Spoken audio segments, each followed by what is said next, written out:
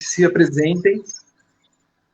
E eu gostaria de pedir também que as pessoas que forem participar façam seus comentários, perguntas, questionamentos, enfim, sintam-se totalmente à vontade para poder perguntar. Então, primeiramente, eu quero agradecer a vocês, porque é graças à generosidade da participação de vocês que o Portal Cidadão Cidade pode existir e resistir nesse momento de crise. Quem quiser pode começar, fique à vontade.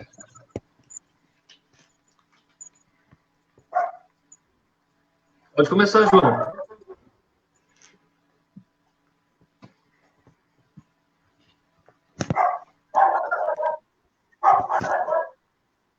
Tá sem áudio, amigo. Eu gostaria de começar agradecendo esse momento único que a gente está, apesar da distância, mas todos nós conectados nesse momento difícil que o país está passando, nesse momento complicado que nós estamos atravessando, mas é uma satisfação imensa, um prazer imenso. Hoje a gente está podendo compartilhar essas ideias, estarmos conversando, debatendo um pouco do Brasil, debatendo um pouco dessa situação sanitária, da situação econômica, política, em que nós encontramos hoje o Brasil, e não só o Brasil, mas o mundo, que a gente enfrenta essa pandemia, essa guerra sanitária, e que aqui hoje, infelizmente, além de sanitária, é política também. É isso aí. Queria me apresentar, meu nome é Felipe Dias Torre, eu moro no município de Presidente Venceslau, sou estudante de Direito, estagiário na PGM de Presidente Venceslau e filiado ao JMDB do nosso Baleia Rossi. Gostaria de agradecer pela oportunidade, pelo convite, que minha contribuição seja dada para essa geração e que possamos discutir sobre essa política que é um conteúdo tão vasto e tão profundo que mexeu com toda a estrutura social, nacional, internacional e em todos os aspectos de nossas vidas. E eu gostaria de agradecer especialmente ao João pelo convite, pelo Portal Cidadão Cidade, pela oportunidade, e é isso aí. Tamo junto. Beleza. Gente, antes de mais nada, eu gostaria de pontuar uma coisa. Nós temos aqui hoje pessoas que representam posições políticas diferentes.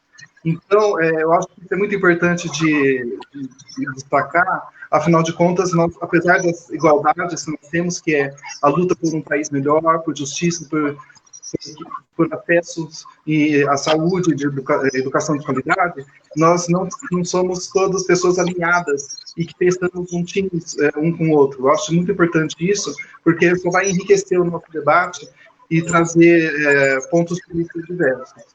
Afinal de contas, quando a gente fala com vocês, o conhecimento, eles através de pessoas que se disponibilizam a passar esse conhecimento adiante. Então, quando a gente lê um jornal, quando a gente lê um programa de televisão, quando a gente assiste uma live, o conhecimento, ele não se dá espontaneamente, ele vem através de pessoas que se propõem a passar ele adiante. Agora, o que é o conhecimento? O conhecimento é a formação de uma narrativa. E quando eu falo em narrativa, para não ficar parecendo uma coisa completamente abstrata e fora da realidade, né, uma narrativa, eu vou passar aqui o significado. Antes de mais nada, todos os links de sites que foram utilizados para fontes de pesquisa vão estar disponíveis para vocês depois darem uma olhada, tá? Narrativa. De acordo com os significados.com.br, narrativa é uma exposição de fatos, uma narração, um conto ou uma história. As notícias de jornal, história em quadrinhos, romances, contos e novelas são, entre outras, formas de contar uma história, ou seja, são narrativas.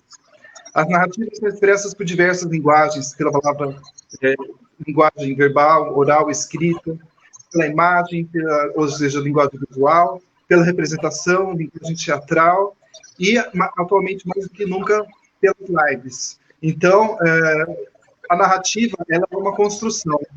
Então, quando a gente está falando que hoje a gente se propõe a falar sobre as falácias do presidente Bolsonaro em um período de pandemia, a gente está tratando sobre a construção de uma narrativa falaciosa. em outras palavras, uma narrativa mentirosa, que é construída para fazer parecer que o Covid-19 é apenas uma gripezinha. Então, nós vamos nos debruçar sobre as consequências que falas falaciosas de um presidente da República podem ter em relação ao país a qual ele se pretende governar, se é que ele se pretende, de fato, governar o país. Então, tudo isso vai ser debatido aqui hoje. Então, eu vou também meio que jogar as pedras quentes para a gente tentar estruturar, para analisar conforme for sendo possível. Então, eu gostaria de perguntar para vocês sobre quais são as consequências que vocês acreditam que uma narrativa falaciosa do presidente da República pode ter para o país em um período de pandemia. Olha, em primeiro lugar, é um risco à vida, à humanidade, não só as pessoas como um todo, porque a partir do momento em que nós temos uma crise que está matando, e um presidente da República se nega a ver isso porque ele acredita que não passa de uma histeria, de uma gripezinha em massa, é grave. Em Milão, na Itália, o prefeito ignorou os riscos do Covid-19 e nós percebemos, e ele voltou a afirmar recentemente, que foi um erro. Eles não encararam com a devida seriedade, com a devida gravidade, deviam ter encarado o que estava acontecendo em Milão. O resultado eu não tenho aqui em números atualizados, mas eu acho que o nosso assistente, que ele pode me fornecer em breve, quantas milhares de mortes tivemos em Milão, e é o que hoje nós estamos buscando evitar que tenhamos aqui no Brasil. Se aqui em Brasil, no nosso pico, não foi tão alarmante, não foi tão estupendo por hora, é porque nós estamos impondo um isolamento, um distanciamento social para salvar vidas. Por quê? Porque é importante a gente proteger não somente os grupos de risco, mas todas as pessoas, porque a vida a gente não recupera, a economia sim. E mais do que isso, eu vou um pouco mais além.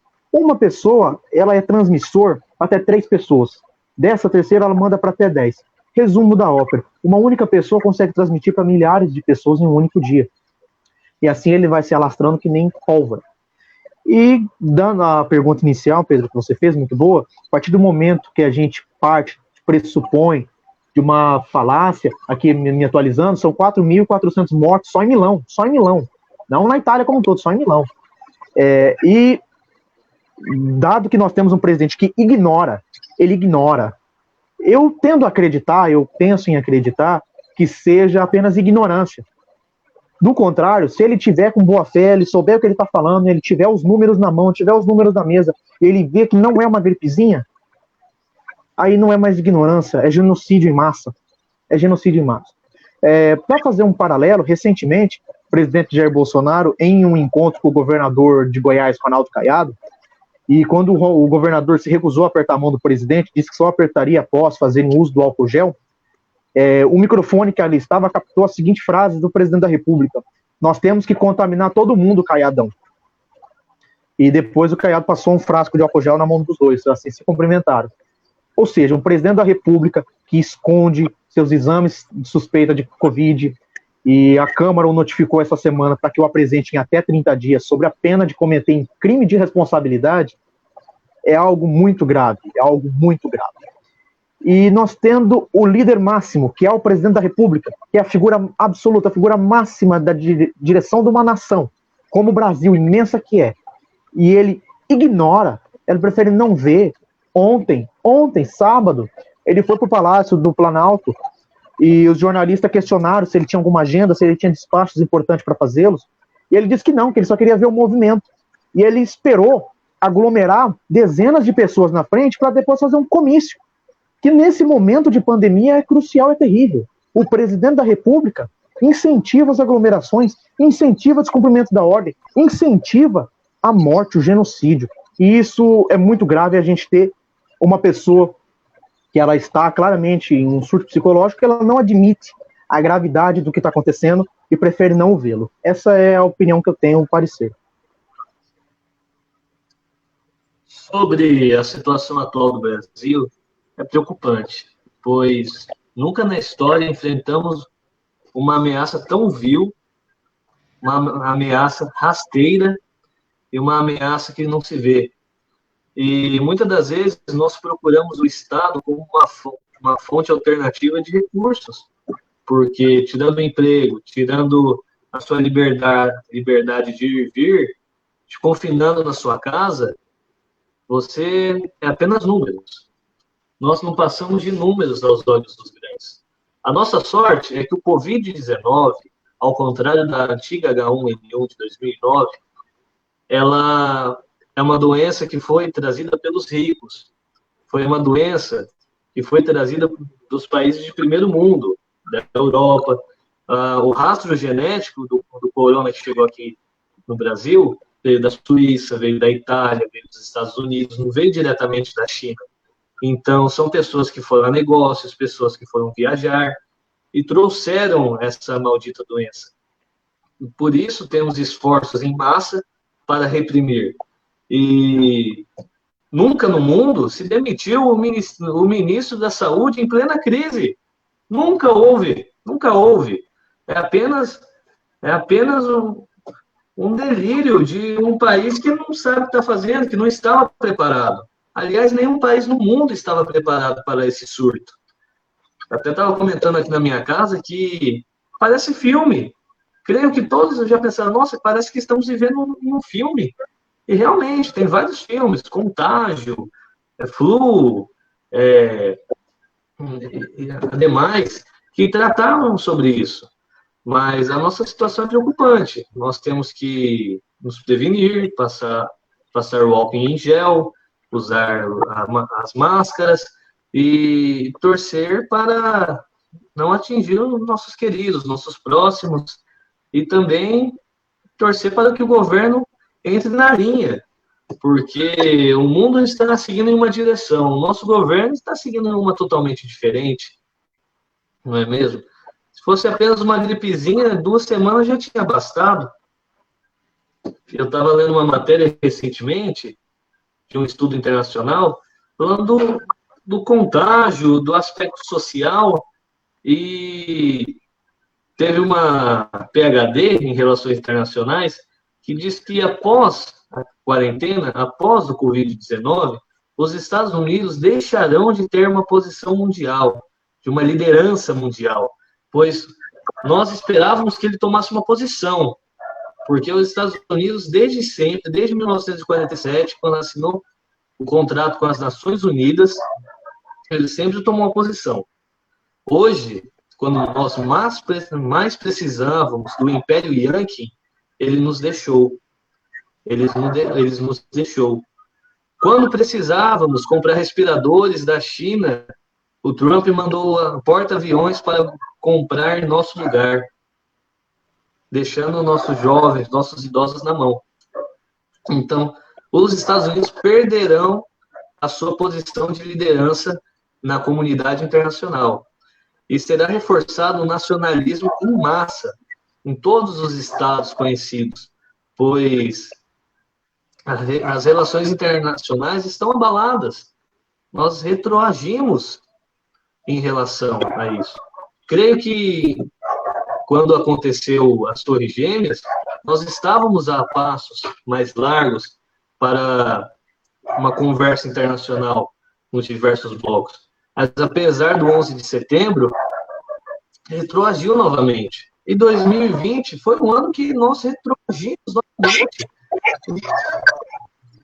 Então, temos que ter esse cuidado de cuidar dos nossos, cuidar dos idosos, cuidar dos jovens, para assim, após tudo isso, retomarmos a economia, elevarmos nosso PIB.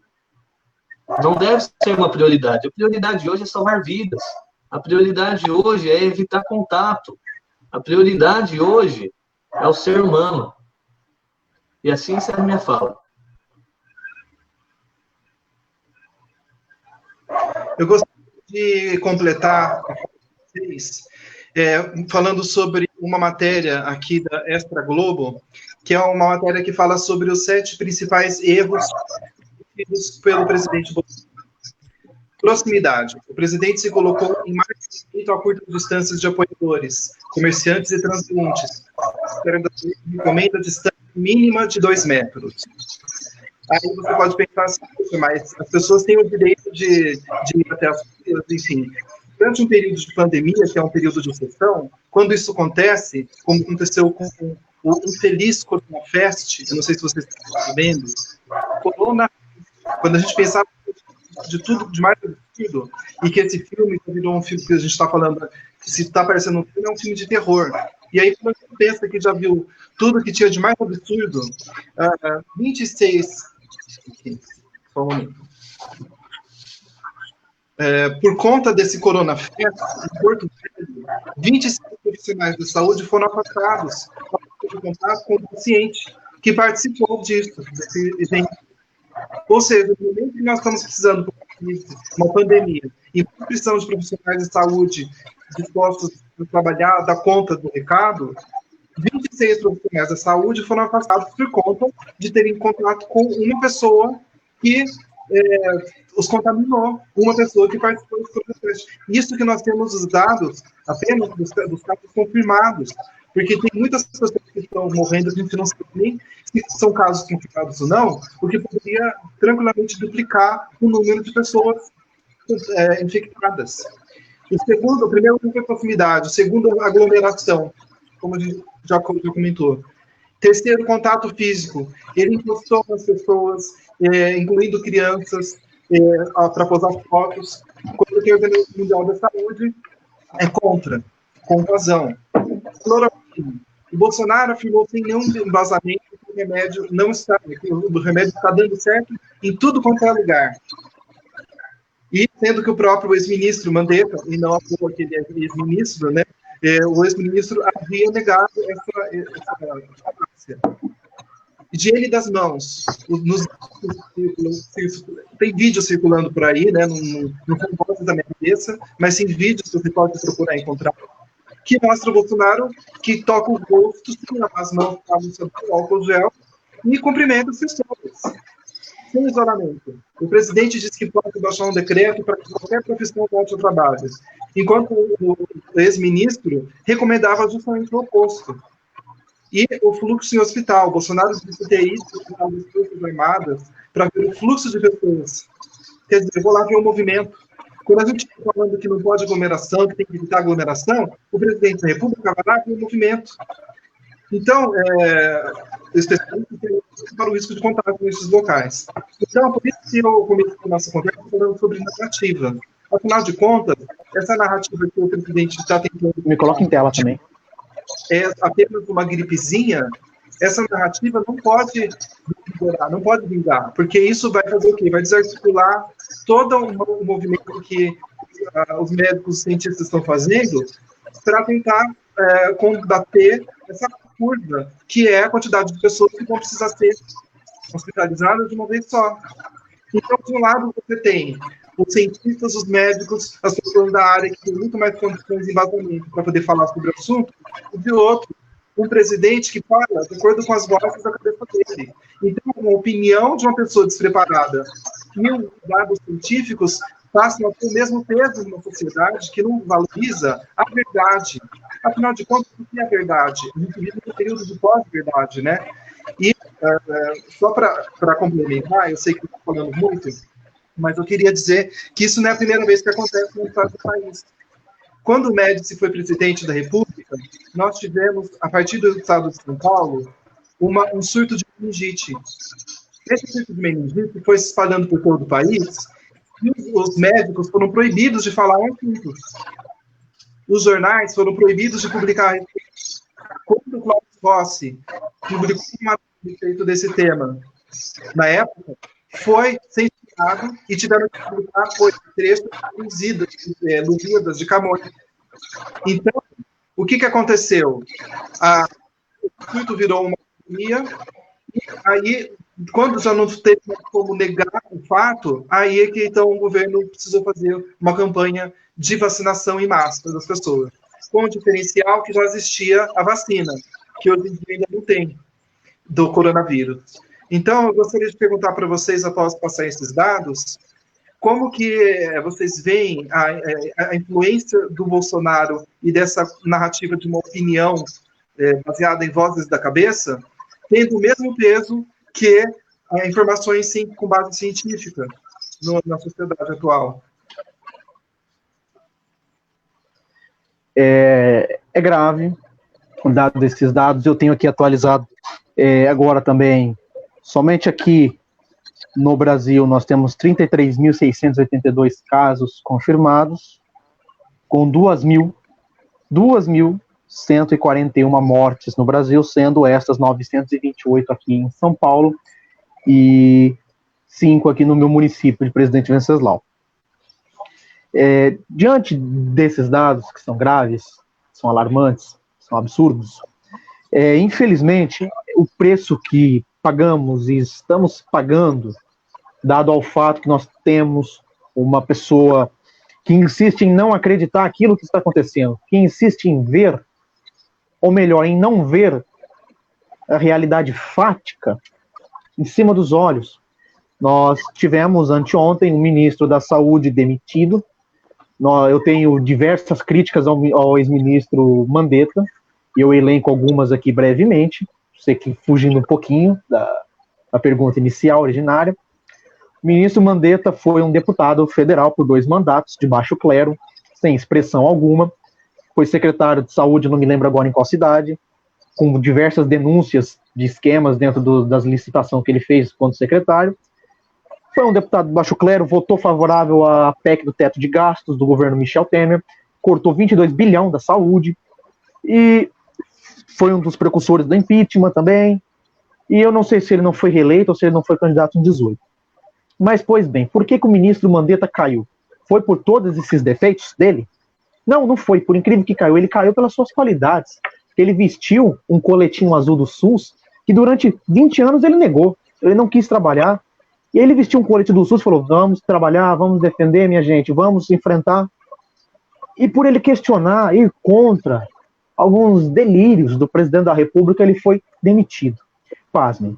Nós tivemos anteontem a posse do novo ministro, o ministro Nelson Teich, se eu não me engano, com sobrenome assim, ainda quando o próprio presidente da República, em entrevista ao vivo para a CNN, acredito que na quarta e na quinta-feira, ele chamou o ministro de Rubens 2 vezes, até que o repórter da CNN corrigiu. O presidente é Nelson.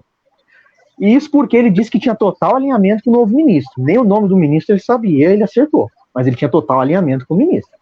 Na live de quinta-feira, que o presidente da República faz sempre no Palácio do Alvorada, ao lado do ministro, ele disse que estava em total alinhamento e disse que iam focar na cloroquina, na hidroxicloroquina.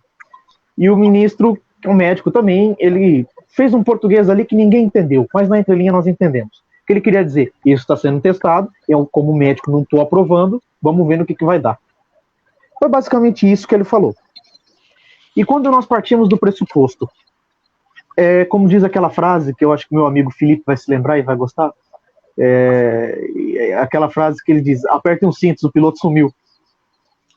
É basicamente isso que aconteceu na saúde. Apertem os cintos, minha gente, o piloto, foi mandado embora, foi pescar, que o Mandetta postou, acho que anteontem no Instagram, ele está pescando, e o Nelson saiu de férias para o Rio Grande. Ou seja, apertem os cintos, porque vem tempos difíceis aí. Aqui em São Paulo, eu gostaria de fazer também uma outra observação, antes de passar a bola para o Felipe, sobre a gente que é do campo jurídico, que é do campo do direito, eu não posso não fazer esse comentário agora, por mais que a gente seja do campo jurídico, a gente é do campo político também, né? E no campo político a gente é muito cobrado diariamente. Qual é a sua posição? Você é favorável a abrir, fechar comércio, pororó, pororó? E antes da gente pensar no campo político, vem a nossa responsabilidade como jurista. E a resposta no campo jurídico é o seguinte, no dia 17 de abril, eu acho que foi sexta ou quinta-feira, no dia 17 de abril, aqui o 13º promotor de Presidente Prudente assinou uma nota pública dizendo claramente: prefeitos não têm autonomia nem competência para determinar sobre fechamento e abertura de comércio. Não compete a eles. Sobre crime de incidir, crime de responsabilidade e o artigo 268 do Código Penal. Eles não têm autorização, não têm autonomia. E eu vejo alguns comentários de uma gente mesquinha, dizendo, se auto-intitulando os próprios ministros do Supremo Tribunal Federal, se intitulando os próprios desembargadores do Tribunal Regional Federal, dizendo que prefeito tem que enfrentar, tem que decretar que vai acabar a quarentena. E aí me vem agora a nota do promotor. E para esse tipo de gente a gente tem que desenhar. Porque é um tipo de pessoa falaciosa. Eu não sei como que está aí em Campinas ou do outro lado aqui de Venceslau Felipe, mas muitas das pessoas que eu venho tendo conversa, que está defendendo ferozmente que o comércio tem que abrir, que tem que trabalhar, são pessoas que sequer trabalham, desculpem o termo, são burgueses, não trabalham, não precisam trabalhar, nunca trabalharam, mas são estes hoje que estão defendendo a reabertura do comércio. Pelo menos aqui no âmbito que eu tenho tido contato. Eu não vi ninguém que seja da classe baixa, nenhum trabalhador falou, não, nós temos que abrir o comércio mesmo e se matar. Uma pessoa hoje que defende a abertura do comércio, nas condições que está, sem nenhum regramento, sem nenhuma condição de uso, é das duas ou uma. Ou é um assassino ou é um suicida. Aí nós temos que indagar. Qual dos pontos essa pessoa está fazendo parte? Eu vi uma carreata pró, não vou dizer o nome, vou trabalhar que nem no Harry Potter, que a gente faz aquele que não podemos nomear, para não sermos alvos e objetos de ataques cibernéticos, né? Então, aquele que não vamos nomear, uma carreata pró-Voldemort, né? Pró-Voldemort, ele só tinham carros altamente elencados, carros magnânimos, carros caros. Eu não vi ali nenhum Fuscão, nenhum Gol Bolinha, nenhum Monzão de guerra. Eu não vi ali no meio da carreata. Agora era cada Hyundai, cada... São esse tipo de gente que hoje querem que eu, você e todo mundo que sempre trabalhou durante anos para fazer a riqueza deles, continuarem. Querem um outro exemplo? O último agora para me encerrar e já jogar bola? 2 exemplos sobre caráter distintos. Caráter. Nós temos a Avan, uma loja muito rica, que nos governos do PT ficou bilionário, o senhor Luciano Hang. Falei também o nome do outro Voldemort que não podia nomear. E nós temos a Magazine Luiza. E nós temos também a Magazine Luiza. A Luiza Trajano, né? Quando aconteceu a crise, o que a Luiza Trajano fez? Ela determinou férias de todos os funcionários e não mandou ninguém embora. Não mandou ninguém embora. O que o senhor Luciano Hang fez? Mandou 11 mil funcionários embora. Não somente. O que o senhor Luciano Huck fez? Que tem uma plataforma de ensino multi-EAD, não sei o que é, mandou 400 professores embora. E disse que não tinha obrigação trabalhista para com eles. É esse tipo de Brasil que nós precisamos, vai de caráter. Porque não é uma coisa de esquerda, direita, centro, extrema-direita, extrema-esquerda, socialistas, comunistas, fascistas, nazistas. Não, uma coisa de caráter. Lamentavelmente. E uma pessoa que defende essa, como disse o nosso, aquele que não se deve nomear, tem que contaminar todo mundo, me lembra, o Felipe eu acho que pode falar nisso com mais propriedade do que eu, como grande historiador que ele é, grande estudioso que ele é da área de história, até mais do que eu, quando assumiu o Terceiro Reich na Alemanha nazista, ali depois da Primeira Guerra Mundial, e eles faziam uma vacinação em massa nas pessoas para ver quem ia sobreviver, para ver quem aguentava um vírus forte, aquele que aguentasse era digno de ser um soldado da SS. Será que é isso que o nosso presidente está querendo fazer? Felipe, se você me permite só uma frase antes de você falar, só queria dizer que aqui em Campinas uma manifestação pró-Voldemort e uma placa que estava escrito, tinha prefiro o risco do que o conformismo. Como se conformismo, afinal de contas, como assim prefiro o risco do que o conformismo, né? É melhor o risco de ficar doente do que o conformismo de quê? De aceitar o que os cientistas e os médicos estão falando para a gente fazer? Então, só queria jogar essa pedra quente aí. Bom, essa live está cheia de pedras quentes, então a gente tem que se desviar dela, não é mesmo? Bom, primeiro eu gostaria de... O jeito é segurar a pedra e jogar, hein, Felipe? Tem que desviar. O jeito é elogiar aí o pró-Voldemort, porque é uma tática muito boa. Boa escapada, boa escapada. E é aquilo, né? A seleção natural. É a seleção natural. Você quer selecionar, joga a doença. Os mais fortes vão sobreviver. Quem sobreviver ao meio vai ser o melhor evoluído. Porém, nós temos a consciência de defender o mais fraco. Nós temos a consciência de defender o idoso, o jovem, as crianças. Então, não é salve-se quem puder. não é salve-se quem puder. Por mais que nós esperávamos uma liderança melhor por parte do Estado, um Estado que foi eleito, um Estado que foi muito aclamado no ano de 2018, uma promessa de melhorar, que tudo vai ser diferente, agora vai ser um novo Brasil. Só se mostrou a velha política em ação. Só se mostrou o amiguismo, o favoritismo e o marketing em massa, né? O que eu gostaria de ressaltar é o medo. O medo é uma emoção que sempre foi constante em nós, seres humanos, e sempre foi uma grande arma na mão do Estado. O Estado democrático, o Estado ditatorial, o Estado monarquista, sempre se aproveitaram do medo e da desinformação, ainda mais em tempos de fake news, pois as fake news, correntes de WhatsApp, de Facebook, é o que mais se propaga. É o que muitas vezes a massa tem acesso. Minha avó mesmo de parte paterna, ela é uma pessoa muito humilde e é muita informação que chega até ela, ela não sabe o que fazer. E é uma pessoa que sempre gostou de casa cheia, uma pessoa que sempre criou seus netos, gosta de um almoço de domingo com a família reunida, e eu estou impedido de visitar minha avó, de visitar meus parentes, por conta desse coronavírus.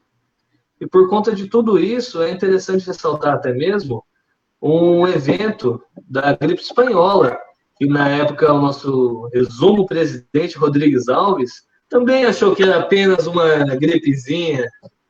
Tanto é que ele mesmo morreu de gripe espanhola. Gente, o presidente da República morreu. O presidente da República morreu de gripe espanhola em meados de 1900. Isso porque era datado como só uma gripezinha, não tinha a globalização, a informação para podermos combater. Mas sempre os infectologistas, os médicos da época, eles alertavam. Assim, olha, galera, vamos ficar em casa, vamos fazer o isolamento social.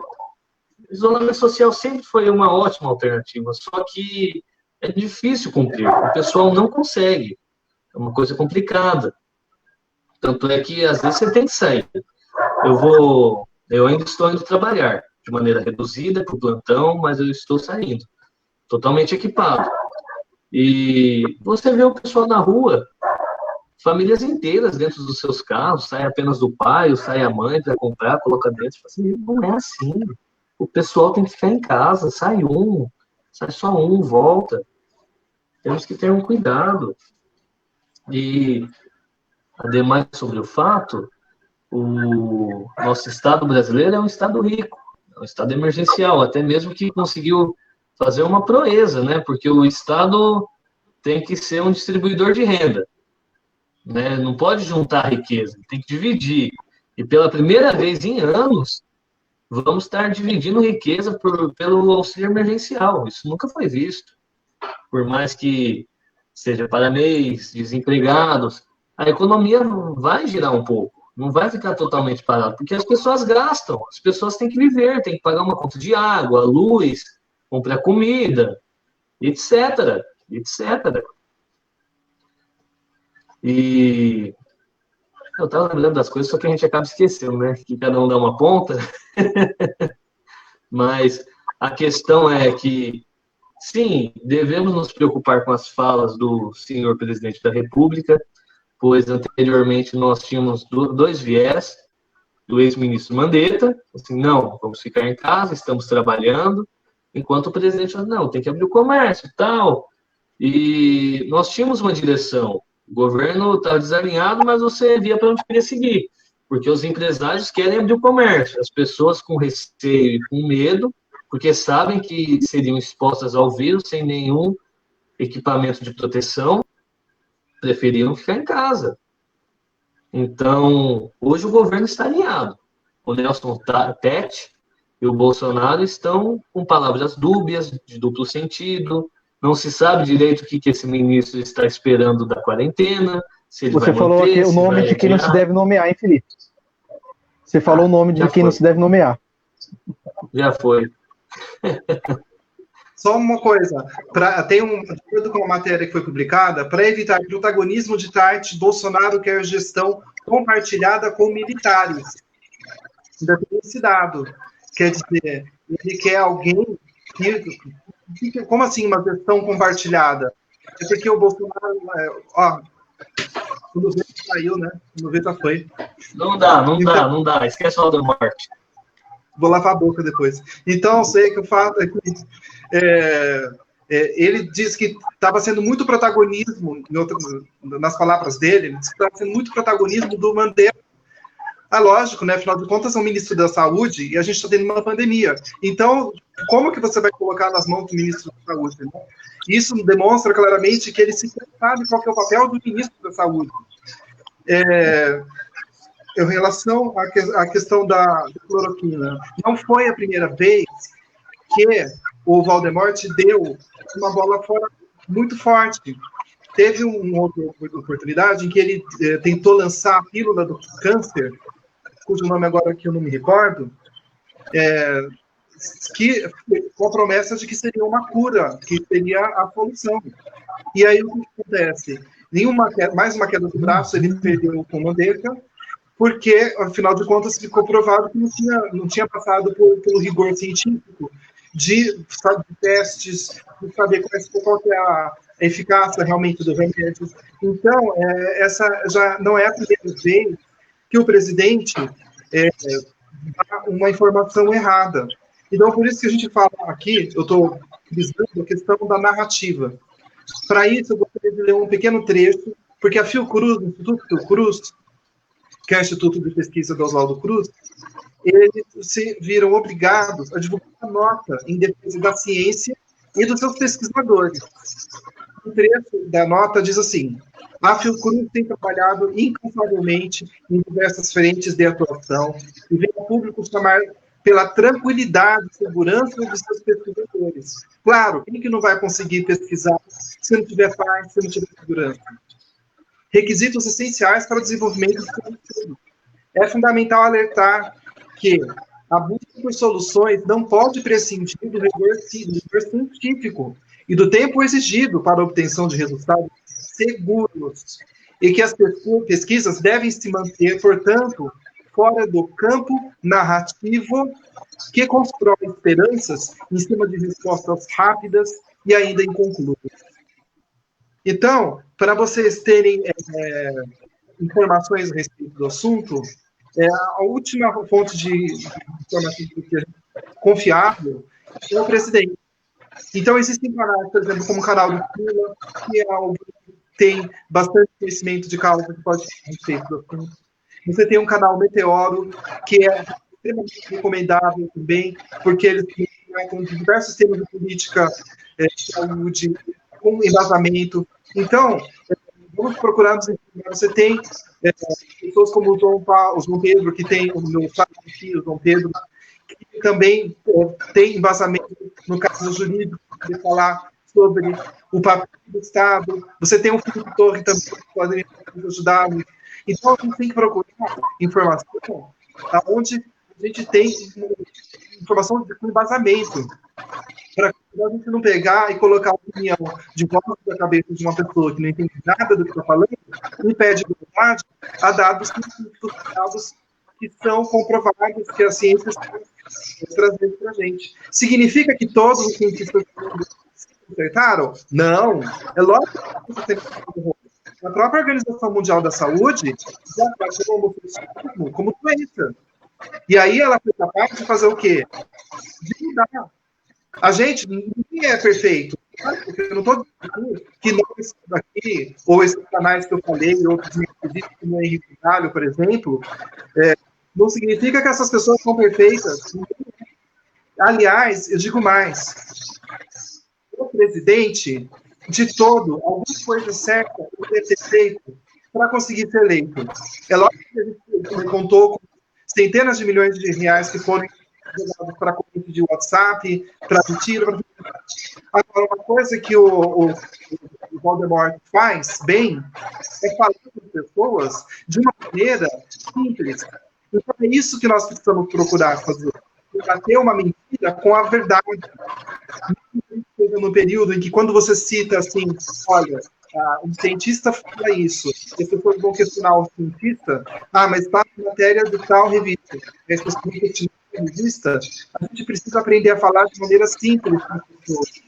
A gente precisa aprender a chegar e conversar com elas de maneira simples e que a gente seja compreensível. Porque se nós não formos compreensíveis nesse momento, a gente fica agindo como pessoas que se colocam numa torre de marfim, falando difícil e tendo conhecimento como se nós fôssemos eleitos, portadores, informações. As pessoas simples, a pessoa comum, que não está ligada necessariamente a uma análise antropológica, jurídica, social da vida, ela vai ouvir uma pessoa que ela pode entender. E aquilo que a gente pode entender melhor, que está na nossa frente, que faz sentido, é muito mais fácil a gente abraçar. Ter o questionamento crítico, se aquilo é verdade ou mentira. Então, nisso que eu falo de autocrítica, que as pessoas precisam estar muito independente de esquerda e direita, mas que o objetivo final deve ser a defesa da vida e o diálogo aberto, plural, humano com as pessoas, que a gente possa aprender a se colocar no lugar do outro. Porque quando uma pessoa comemora e fala que fulano que era contra a quarentena pegou coronavírus, ou o filho dele pegou, então se ferrou, quando a gente pensa dessa forma, a gente está entrando na mesma linha. Porque uma pessoa que pega, como disse o Pedro, uma pessoa que pega pode passar para outra, e no primeiro caso já são 10 mil pessoas que pegaram. Essa informação não saiu das vozes da cabeça do João Pedro. Se você entrar no Instituto Cruz, vai ver que está exatamente esse dado ali colocado. Então, eu gostaria de perguntar para vocês, como que nós, enquanto pessoas comunicadores, como que nós podemos fazer para poder se comunicar de uma maneira mais simples, mais objetiva e humana com as pessoas, para reverter esse quadro de alienação que o Covid está causando para o nosso país?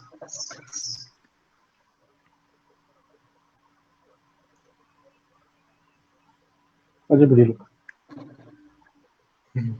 Eu acho que eu peguei só o finalzinho da pergunta, dei uma cortada no áudio. Eu não consegui ouvir bem.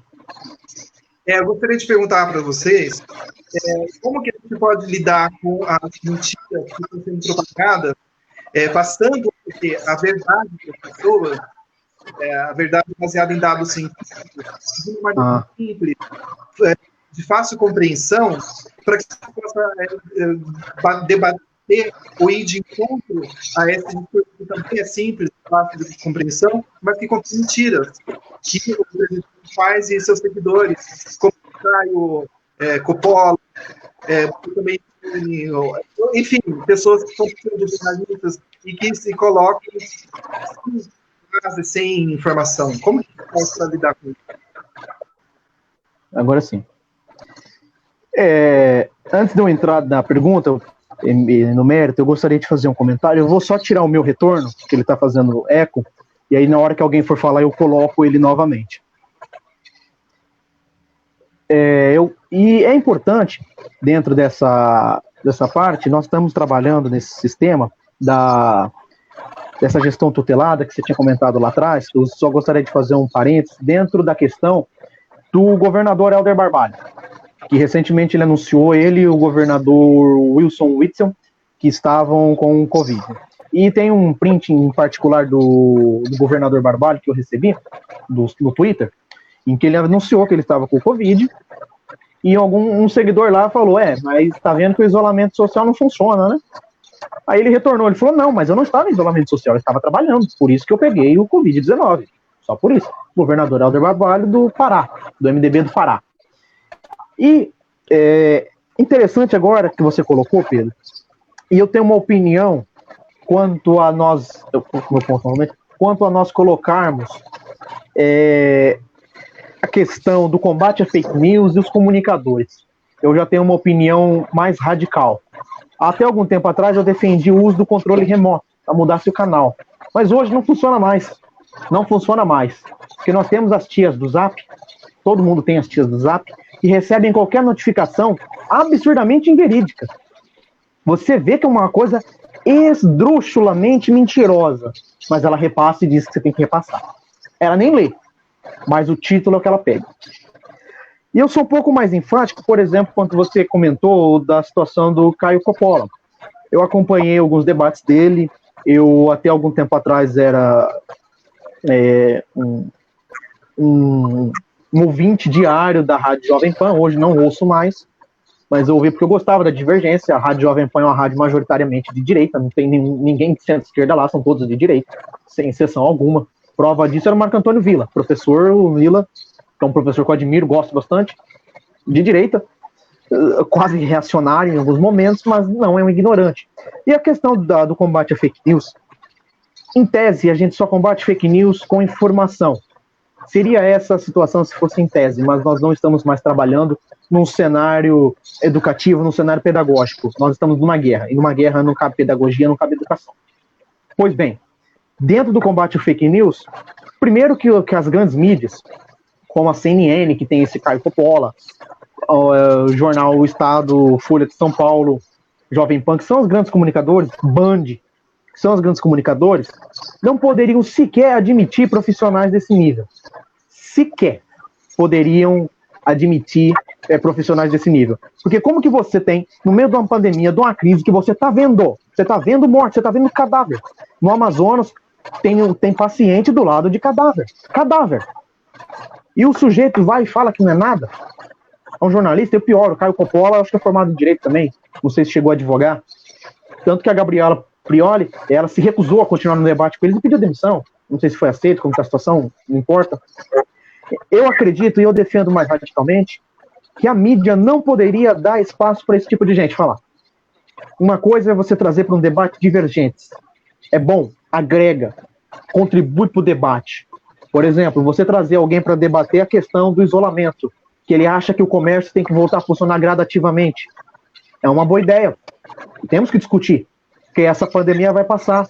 Só que nós não vamos retornar à normalidade. Nós temos que ter perspectiva de um outro mundo, um outro Brasil, uma outra situação.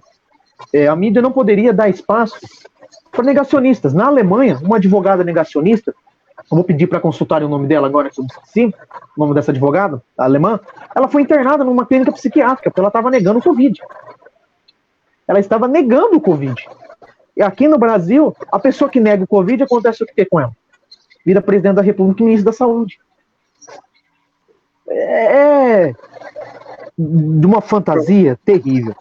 É interessante, Pedro, que foi, pelo menos essa semana, foi anunciado pelo CEO do Facebook, Mark Zuckerberg, que para cada clique que a pessoa desse numa notícia fake news sobre o Covid, automaticamente iria se abrir um post com a mensagem verdadeira embaixo dela. E nós até brincamos e falamos, cuidado, o Zuckerberg é o próximo comunista da semana. Dito e feito. Todo mundo que diz que vai trazer informação, vai trazer a verdade, é tratado como o próximo comunista. Vamos lá, para mim já passar a bola para o nosso companheiro Felipe. É importante, informação não, é importante a gente trazer para o debate que essa ideia da fake news, ela sempre existiu, ela não é de hoje.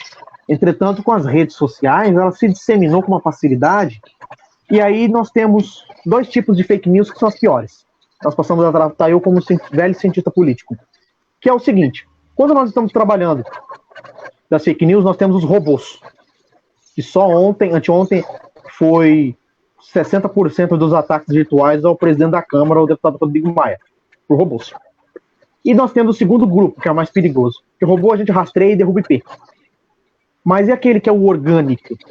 Aquele que são as tias do Zap.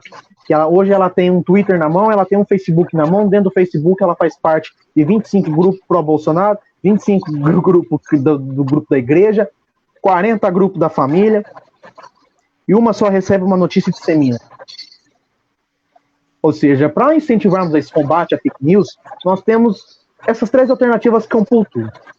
A primeira, as redes sociais passarem a tratar com mais eficiência a questão de notícias falsas, banir aquele que posta reiteradamente. Uma coisa é você se confundir e postar uma notícia que é inverídica ou está com uma data adulterada. Outra coisa é você, de má fé, postar reiteradamente notícias falsas. as redes sociais deviam banir. Segundo, os governos do estado, que nós sabemos que a presidência da República não vai fazer, porque ela depende das fake news para sobreviver, fazendo campanhas de conscientização sobre como fazer fact-checking, checar notícias verdadeiras, checar fatos, checar dados, checar datas. E a terceira, que é essa mais radical, comentaristas ou ditos comunicadores que incentivam esse genocídio em massa, eles têm que ser afastados do canal que eles estão ali divulgados. Não resta, como esse Olavo de Carvalho, esse astrólogo da Virgínia, que comanda os ataques virtuais no Brasil. São o tipo de gente que tinham que ser afastados das redes, das TVs, de toda forma. Como diria o meu pai, você não joga banana para macaco fazer festa, que fica longe.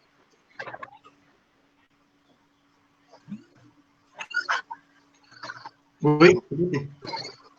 É minha vez? Bom, o que eu ia comentar anteriormente é o seguinte, que conversar tem que contaminar todo mundo mesmo. Eu creio que usou a expressão errada, porque o Covid é uma doença que veio para ficar, porque em 2016 o Átila, todos nós conhecemos o Átila, o Meteoro Brasil, a CNN, etc., que são canais que têm fatos, né, ainda mais o Átila, um pós-doc nessas áreas, ele comentou que essa simples gripe poderia contaminar, fazer uma pandemia. Dito e feito, 4 anos depois, em 2020, estourou. Então, o Covid-19 realmente é uma doença que veio para ficar, que vai ser tratada, uma hora ou outra, todo mundo vai pegar. A questão é o do montinho. Lembra do montinho que o Mandetta estava pregando? Que o nosso sistema ia colapsar. Então, nós temos que evitar o contágio até encontrar uma maneira de tratar todo mundo. Até encontrar uma maneira de encontrar uma cura. Porque a cura varia de 1 a 2 anos para você encontrar e produzir. Ainda mais produzir em âmbito nacional, âmbito mundial. Então, temos que ter esse meio termo. Em relação à abertura do comércio, nós devemos estudar, pois o delivery está sendo uma boa saída.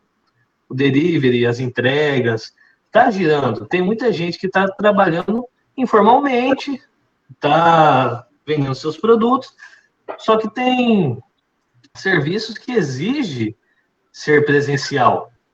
São coisas que você realmente tem que ir. Que nem está tendo uma obra aqui em casa, o pedreiro continua vindo. Não dá para você fazer uma casa à distância. Pelo menos não nesse século, né? E então, eu defendo que nós temos que ter um meio termo. Nós temos que conversar sobre isso.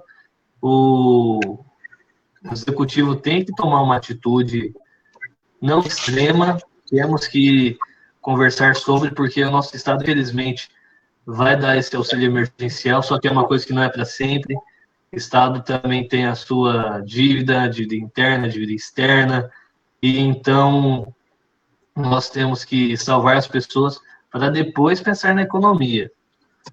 Para depois pensar na economia e aproveitar o que nós temos. E outra, que muito se discutia sobre como que o vírus ia reagir no Brasil, porque o Brasil é um país tropical, né? E o vírus veio de países frios, países asiáticos, até mesmo da Europa. Então, a expectativa era o que esperar. O que esperar? E estamos enfrentando essa luta. Tanto um dia desses eu estava vendo uma charge no Facebook e comentava o seguinte, que estudar fatos históricos é interessante, agora viver fatos históricos é fatídicos. E realmente, estamos vivendo uma coisa que vai entrar na história. E, infelizmente, é uma coisa que pensa, nossa, como que demora, como que é chato. Realmente, por mais que estamos discutindo, estamos explanando nossos pontos de vista, estou recebendo umas mensagens no WhatsApp, nós estamos expondo nossos pontos de vista, o que está acontecendo no mundo, no Brasil, e em relação às fake news, em relação ao pró-Valdemortes, é o seguinte, na minha visão, eu creio que nem seja uma fake news. Claro, antigamente eles podem ter usado, mas é mais uma desinformação, que um fala uma coisa, outro fala outra, você tem que saber onde procurar. Então, é uma desinformação. As pessoas estão sendo desinformadas. Uma hora fala que sim, outra hora fala que não. Então, o que temos que fazer? Temos que pensar numa maneira do mercado voltar, temos que pensar numa maneira de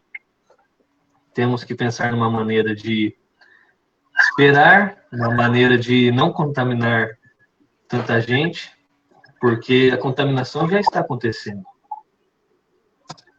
Então, o melhor que temos a fazer é ficar em casa, que nem o Helder, o governador do Pará.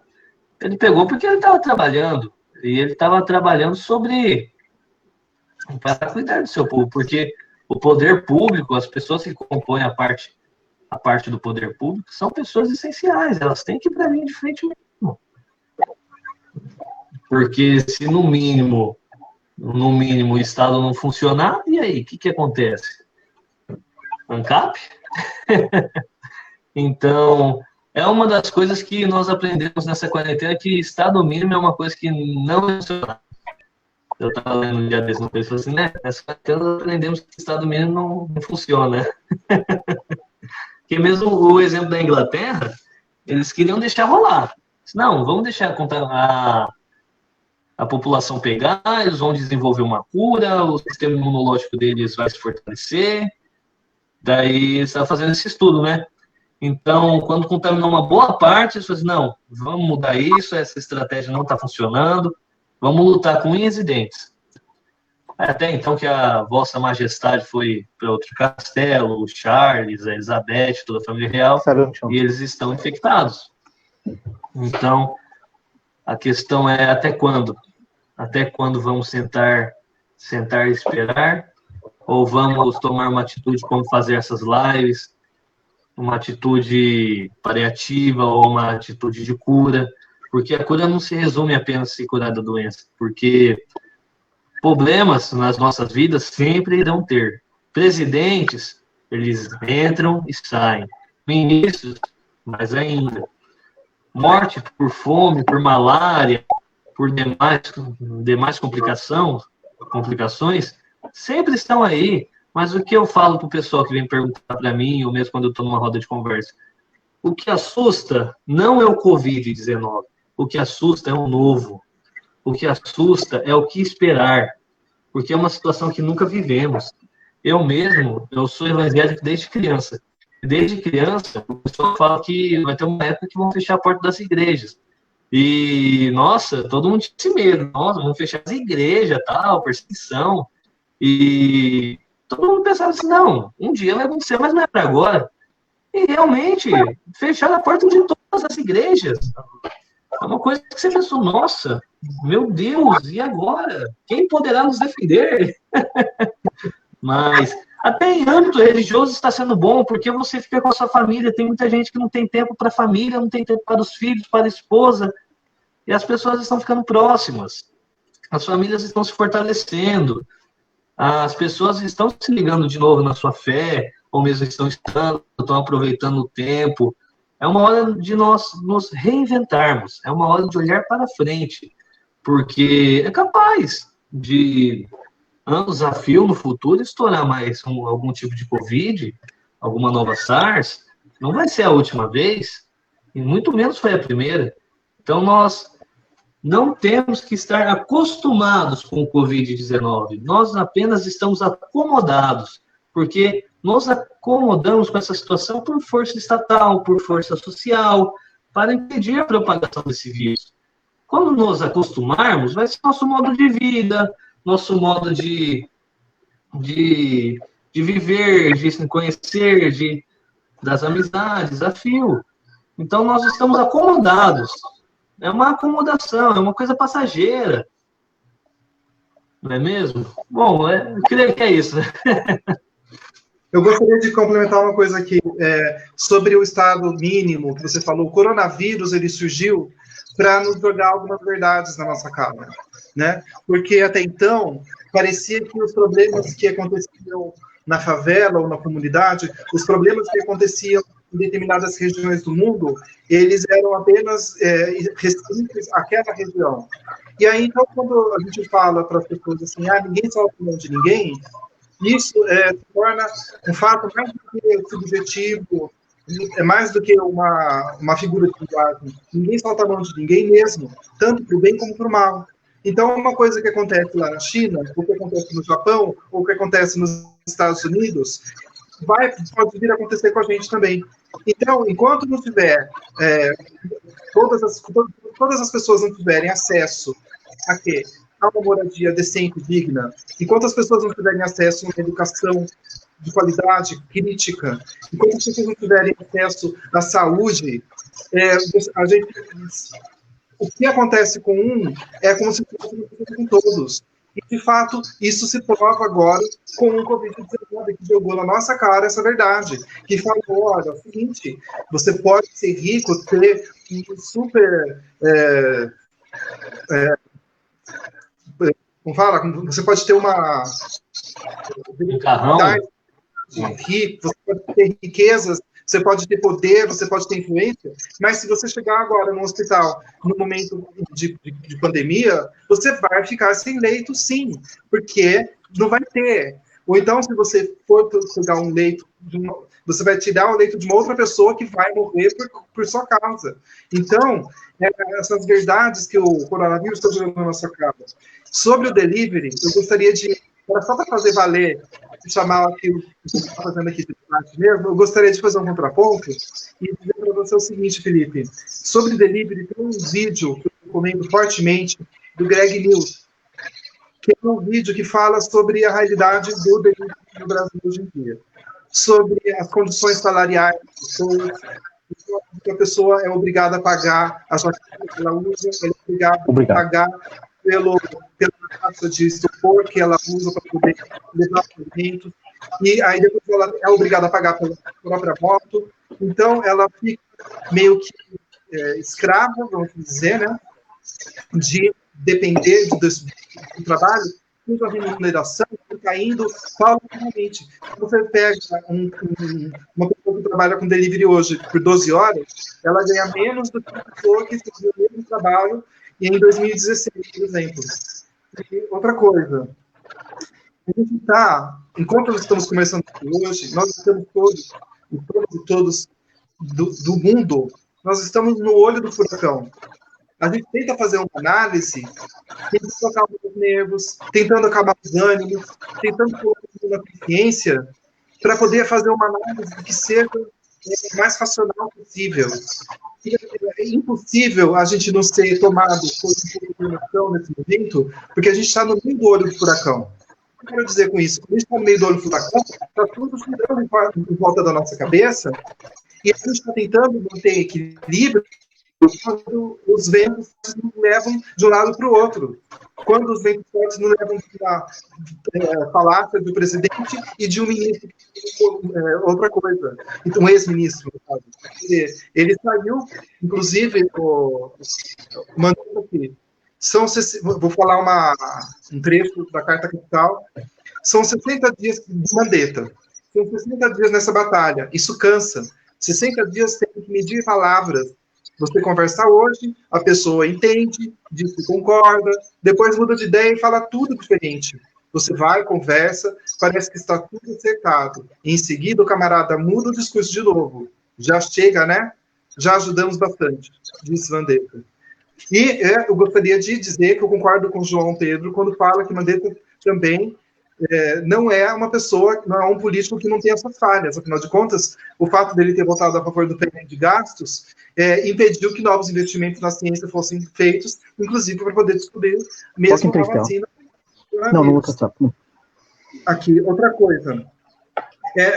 A sorte, quando a gente vê, por exemplo, pessoas falando coisas absurdas, como o ministro que diz que a gente, na escolha entre um jovem e um idoso, a gente vai ter que escolher o jovem, é que eu tenho visto pessoas se espantando. Enquanto ainda existe espanto em relação a falas desse tipo, ainda existe esperança. Então, o lado positivo, eu posso dizer e afirmar, de pessoas desinformadas passando mensagens horríveis como essas, é que elas despertam ainda a capacidade do espanto, é que elas nos despertam ainda, em uma grande parcela da população, a capacidade de se colocar no lugar do idoso, saber que todos seremos idosos um dia, e que não é esse tipo de tratamento que nós queremos ter, Afinal de contas, os idosos, que são pessoas que têm tanta história, que têm tanta bagagem, que têm tanto a nos ensinar, e são pessoas que deveriam ser tratadas como cidadãos que trabalharam uma vida inteira, que se dedicaram e que deram sangue e suor para poder chegar à idade avançada com condições humanas dignas de vida. Então, essas pessoas, elas, assim como todos os cidadãos, são todos seres vivos, seres humanos. E é um absurdo que eu tenha que vir aqui e falar isso, que todos somos seres humanos e temos direito de viver, como se isso fosse o básico. E o que a desinformação, brigando com informações desencontradas, causa o que? Essa confusão. Então, você vê hoje, por exemplo, uma movimentação em Campinas, pessoas que vão para as ruas dizer que preferem o risco de serem infectadas com o infeccionismo. É isso que eu chamo de essas pessoas que compram a ideia do Bolsonaro, que vão antes com essas ideias e colocam as suas vidas sobre o risco. O mercado é outra verdade que o Bolsonaro também está jogando na cara, né? O mercado, ele não foi feito para aprisionar humanos. Ele foi feito para que nós, humanos, pudéssemos ter vida digna, para que nós pudéssemos ter acesso à alimentação, para que nós pudéssemos ter acesso a uma casa decente, que pudéssemos ter acesso ao transporte e à comunicação, e à saúde, etc, etc. O mercado, ele não deveria trabalhar no sentido de fazer com que nós entendêssemos ele e nos adaptássemos à situação que colocasse a nossa vida em risco. O mercado tem que se adaptar ao humano, não ao contrário. O mercado tem que se adaptar e as pessoas têm que colocar uma consciência que estamos vivendo uma pandemia e todo mundo vai sair perdendo de uma forma ou de outra, inclusive o mercado. O mercado não é uma entidade à parte, não é uma coisa acima e além da própria vida, do próprio valor da vida. O mercado é feito de seres humanos. Se a gente for seguir as palavras do Voldemort, a gente vai colocar as pessoas para irem para a escola, as crianças são infectadas, vão para casa e fazem o quê? Passam o Covid-19 adiante. E é assim, dessa maneira, que a gente nunca vai conseguir vencer essa etapa, e a quarentena vai durar muito mais, porque uma parcela não acredita na ciência, acredita mais num presidente que fala de acordo com as vozes da sua própria cabeça e que é negacionista da ciência. Então, cabe a um presidente da República trocar o ministro quando ele acha que deve? Cabe, é constitucional isso. Porém, eu pergunto para vocês, num momento de pandemia, embora seja constitucional, embora seja legal, é ético? Embora esteja constante, vocês que têm muito mais condições de falar sobre essa parte do que eu, um presidente da República, constitucionalmente, pode não dar um ministro. Mas aí, então, a gente tem que colocar a questão. Embora ele possa, ele deve, porque é isso que a gente tem que perguntar agora, tudo que a gente faz. Eu posso comer 3 bolos de chocolate mas eu devo isso? Quais são as consequências do que eu vou comer? Então, ele deveria puxar para si as responsabilidades dos seus atos e do cargo que ele ocupa, coisa que ele não fez. E parar de passar as pessoas, afinal de contas, os consequências, que foi até a primeira pergunta que eu fiz, que a gente pode dizer que a gente está quase que fechando um ciclo, de certa forma, mas as consequências, pessoas vão perder suas vidas, e se não perderem, ele vai manipular a narrativa. O que quer dizer? Tá vendo? Não era tão grave assim quando a gente fez. E se, por acaso, der errado, no sentido de o número de mortes aumentar cada vez mais, ele vai manipular a narrativa e vai dizer, tá vendo? O 48 não serve para nada. Então, o mercado é seres humanos para atender a vida. Nós temos o mercado feito por seres humanos e para seres humanos, e não para limitar a vida ao de consumo. Então, vocês, a gente já está muito bom com uma ideia, e passou voando, porque foi um debate ótimo. Eu gostaria que vocês fazerem as considerações finais sobre a importância de valorizar, de fato, assim, a informação digna e como lidar com essa ideia fácil de que, mas é que pensa que tem que ficar em casa porque não vai trabalhar, esse tipo de afirmação.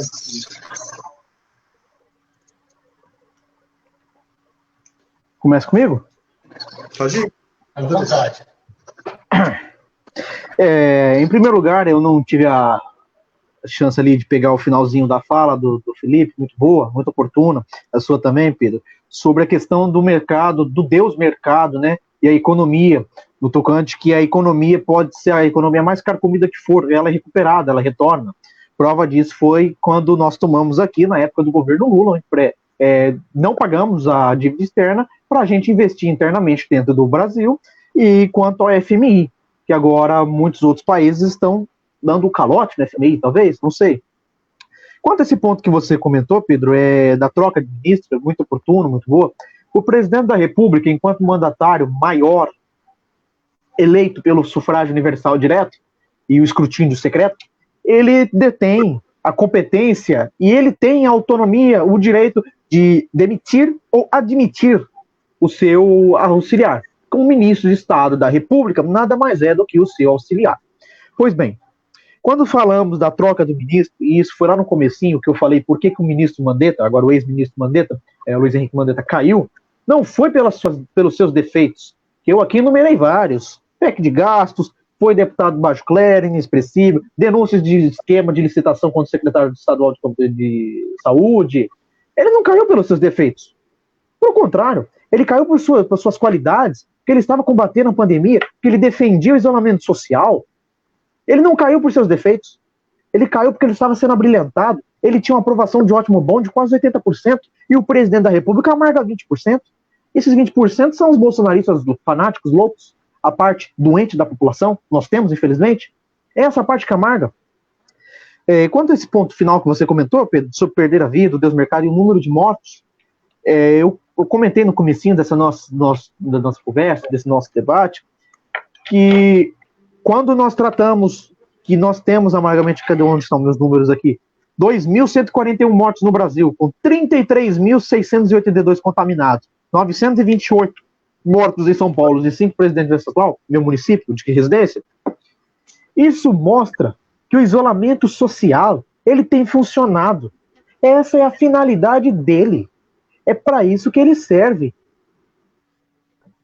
E quando nós fazemos essa metodologia, que ele está amargando em 33 mil, ele não passou disso, é porque esse isolamento social ele tem funcionado. Essa é a função dele. Tanto que quando falaram, eu vi de um jornalista da Band, dizendo que o pico nunca ia saber se quando foi.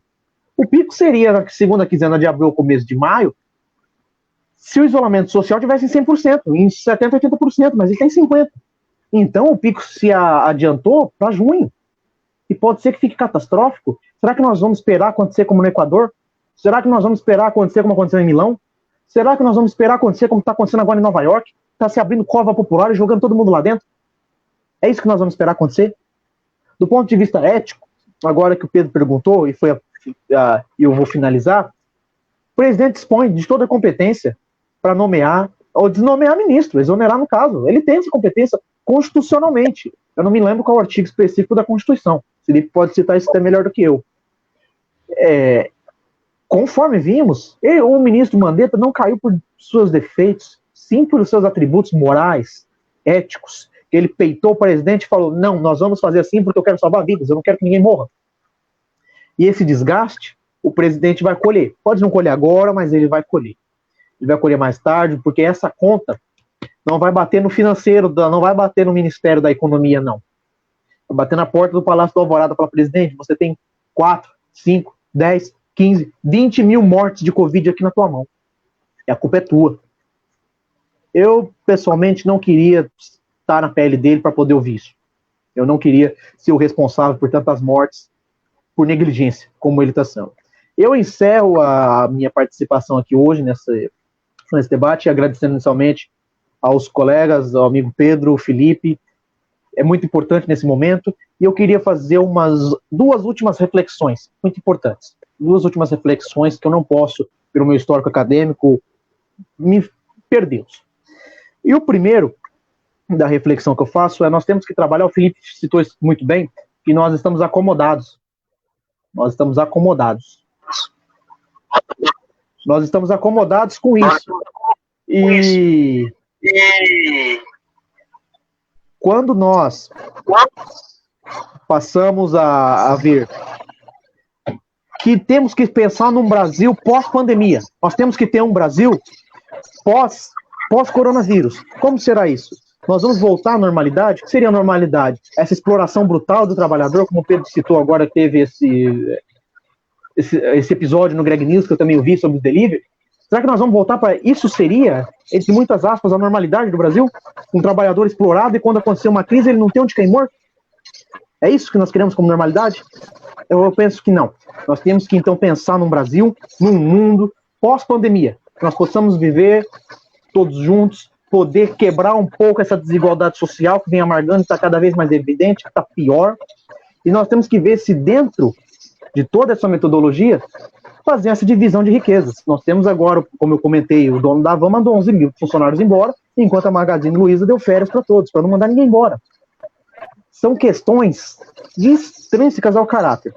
E eu encerro com uma última consideração, que hoje eu vi uma palestra muito produtiva de forma online, de um professor que eu admiro muito, filosofia, o professor Mário Sérgio Cortella, e ele citou uma frase em latim, que eu vou citar para os senhores, e também uma regra da ordem beneditiana. E a ordem de Benedito, ela tem no seu artigo 34 como regra, ela diz: é proibido resmungar. É proibido resmungar. Não é proibido debater, não é proibido conversar, não é proibido lamentar, não é proibido discordar. É proibido resmungar. E geralmente aquele que resmunga dá pouca solução, ele só resmunga, não é? E uma frase que eu encerro, que eu gosto muito, que ele citou também, a gente que é do direito conhece bastante essa do latim, que é et or labore, reze e trabalhe. Não adianta nada rezar e não trabalhar. Trabalhe para um mundo melhor, trabalhe para uma sociedade melhor, trabalhe para um mundo ideal, que é aquele que nós esperamos, que nós idealizamos para todos nós. Então, fico muito feliz em estar participando hoje dessa conversa, e eu espero que logo nós possamos estar todos juntos, podendo conversar, tomar um café. Quando tudo isso passar, vai passar, esperamos, sejamos otimistas, vai passar, e todos nós trabalhando. É uma satisfação, uma honra imensa estar aqui com vocês hoje. Primeiramente, gostaria de agradecer ao convite e a oportunidade de explanar essas ideias com total liberdade. Por mais que restrições temos a mundo afora, opiniões são sempre bem-vindas, ideais, ideologias, pois assim crescemos. Assim Deus fez este mundo, com diversidade de ideias, diversidade de plantas, diversidade de diversidades. E esse é o gostoso. Esse é o gostoso, é a caminhada, é a vida, é explorar as ideias. Como, se não me engano, era uma frase do Raul Seixas: se você me conheceu ontem, hoje você não me conhece. Não é? Ai, ai, ai. Em minhas mãos eu tenho dois grandes livros. Primeiro, nossa Constituição Federal, nossa Carta Magna, essa que é a expressiva voz do povo brasileiro desde 1988. E é essa que seguimos. Essa que vivemos à luz da legalidade, da pirâmide de Kelsen, e nela que devemos nos basear em sentido Estado. Em minhas mãos agora tenho a Bíblia Sagrada, que é o nosso senso moral e ético como nação. Por mais como um Estado laico, em grande maioria somos um Estado cristão. Então, eu agradeço a oportunidade do Pedro, do João Pedro e principalmente a Deus, porque se estamos aqui hoje é graças a Ele.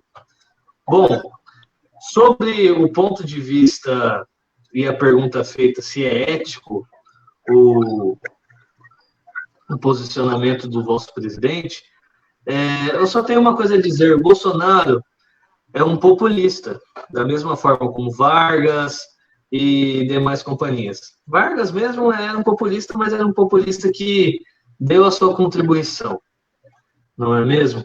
E está cedo para analisarmos o governo Bolsonaro como um todo, pois estamos vendo ele de dentro, o acontecimento a acontecimento.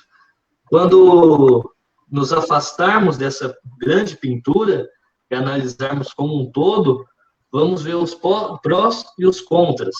Claro, ninguém é perfeito, não estou defendendo nem acusando.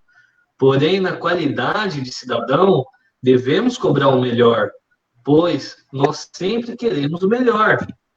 É um fato. Então, o Bolsonaro foi populista em 2018, é populista em 2020. Ele quer se beneficiar das pessoas que querem abrir o comércio para... Não, quer abrir, pode abrir. É isso aí. Então, nós devemos ter o senso. Eu votei no 17 em 2018. Eu fui populista, eu não nego. E porque tinha aquele voto, né? Não, você vai votar no Bolsonaro ou você vai votar no PT? Ou você é petista ou você é bolsonarista. É isso ou aquilo. Aí eu falei assim, não, vamos votar, vamos ver como que vai ser. E então, temos que explorar, temos que analisar, temos que ter o nosso senso crítico, social. O errado não é ser contra, o errado é murmurar, como mesmo nosso amigo João Pedro da Paz disse. Eu estou recebendo mais de 40, deixa eu ver aqui. Olha, eu recebi mais de 54 mensagens sobre a nossa live. Desde mercado, estado mínimo, sentido ético, Bolsonaro, dívida externa, dívida interna, Lula. E eu gostaria de agradecer essas críticas, esses elogios, essa participação também, pois é uma manifestação popular, vivemos numa democracia, e é nela que devemos nos apoiar.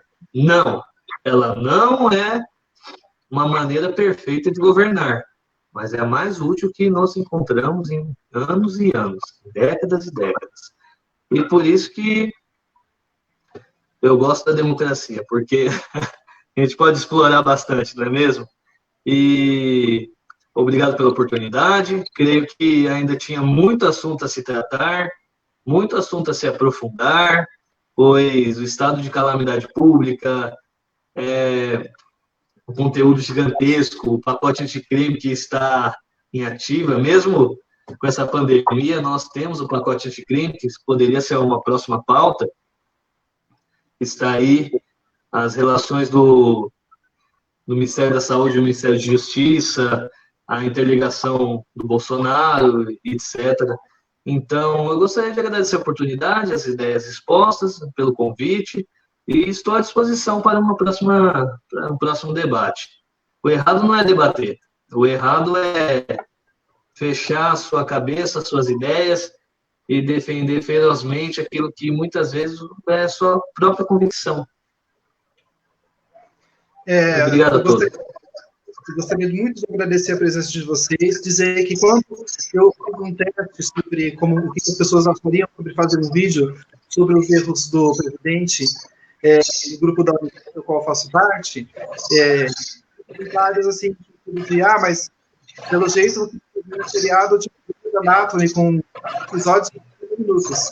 E, assim, são tantas coisas que a gente pode falar, mas eu acho que assim, a gente tem que dar vez e voz, não somente aos erros que o presidente comete, mas a novas propostas, as pessoas que mandaram mensagens, que participem das próximos debates, no sentido de a gente pensar o que poderiam ser novas propostas para um país, porque o nosso normal nunca mais vai ser. No período pós-quarentena, no período pós-Covid-19, nós não devemos permitir que tudo volte a ser como antes, porque que as coisas tenham sido como antes, tem que chegar ao ponto que chegamos, de precisar construir hospitais de campanha, porque os hospitais que temos não dão conta.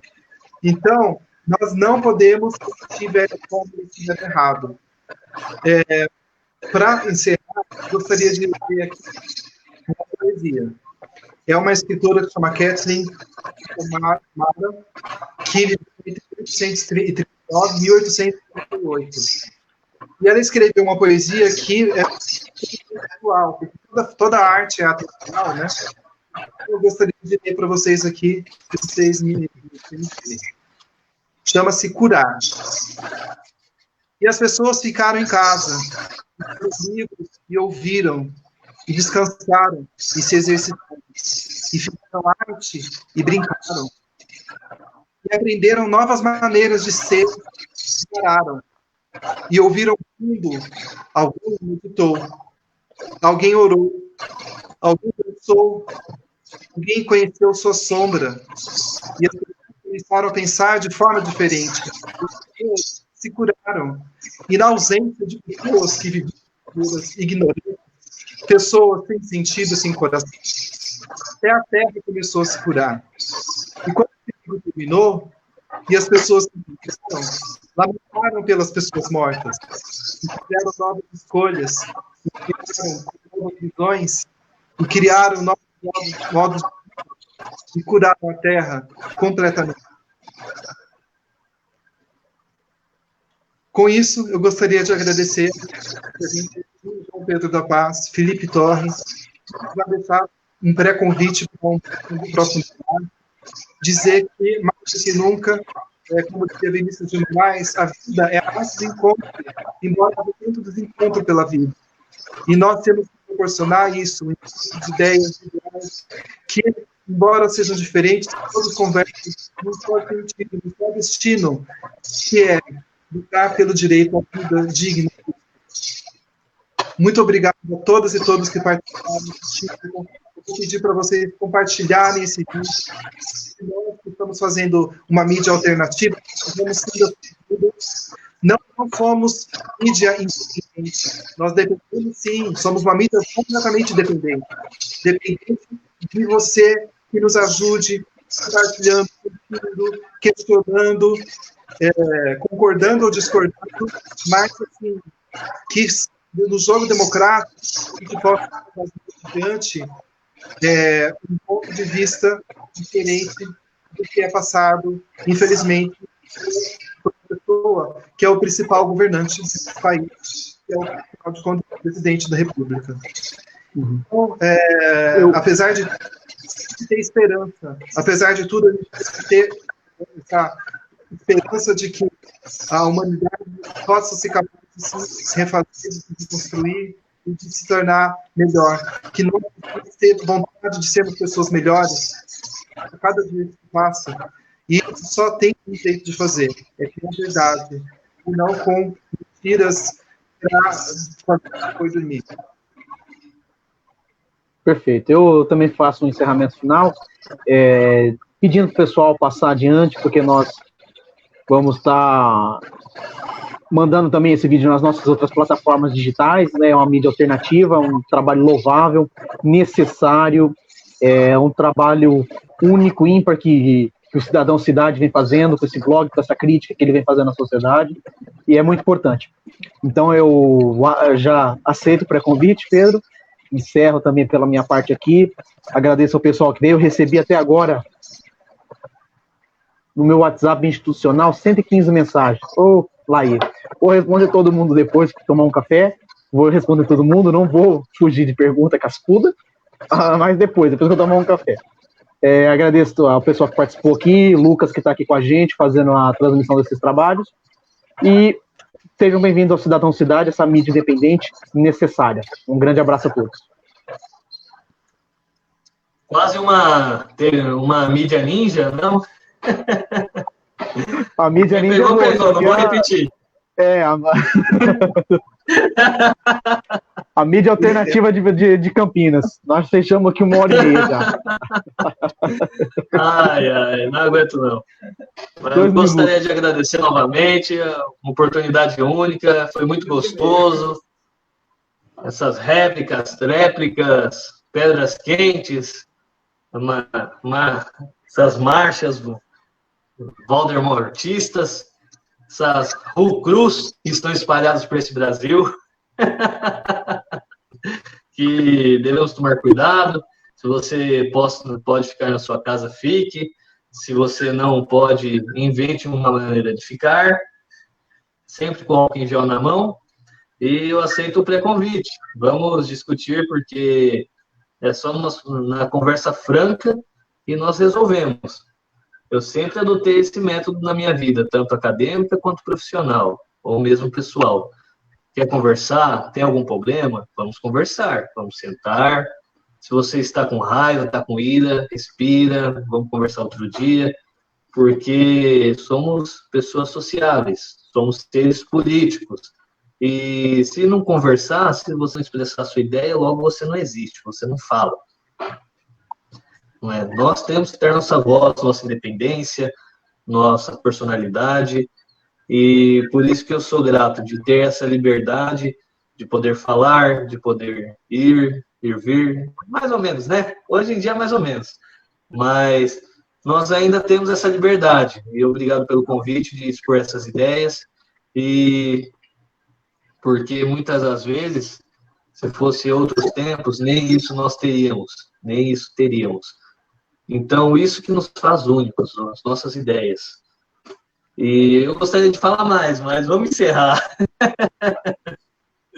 Mas é isso aí, galera. Como uma imagem diz mais que 1000 palavras, como uma imagem diz mais que 1000 palavras, eu gostaria também de passar isso aqui para todo mundo. Jesus!